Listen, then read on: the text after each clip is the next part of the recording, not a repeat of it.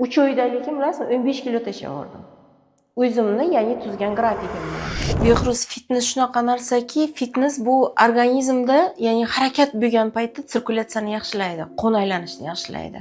Ya'ni uxlagan kletkalarni uyg'otishga yordam beradi. Bizga muammo nima uchun ko'payadi? Qancha dangasa bo'lsangiz, kasallik ham shu qadar ko'payadi. Uni naqadar bir terisi organizmdagi butun kasallik ko'payib ketadi agar siz dangaza bo'lsangiz, kletka uxlagan payti. Shu uchun fitness bizga juda ham zo'r yordam beradi. 100% fitness ozdiradi deb o'ylamayman.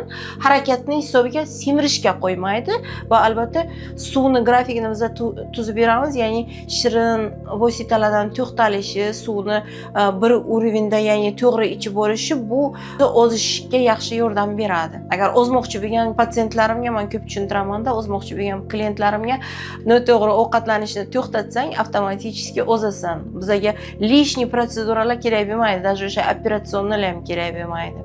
Men o'zimning ustimda ishladim. Men bilasizmi, 75 kiloga chiqib ketdim-da. Qarasam, o'sha kiyimlarimni o'xshab o'tiraverdi. Zinadan chiqsam, o'sha oyoqlarim og'rishni boshladi. Men aytdim, to'xta qani, shu o'zim bilan bir ishlab ko'raychi. 3 oyda lekin bilasizmi, 15 kilo tashlavordim. O'zimni, ya'ni tuzgan grafikim bilan 15 kilo tashladim, lekin rezultat zo'r bo'ldi.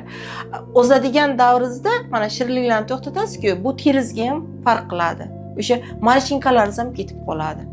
To'g'ri ovqatlanishni tartibga qo'ysangiz. Bitta men kosmetologiya menga yordam berar ekan yoki fitness yordam berar ekan deb qarab o'tirmaslik kerak. To'g'ri ovqatlash uchun men har bitta kelayotgan patsientlarimga ham to'g'ri ovqatlanishni, ham psixologik yordam beraman. Chunki men qiladigan ishim bera 100% yordam bermaydi. Hammasini совмещать qilsa, o'sha paytda rezultat bo'ladi.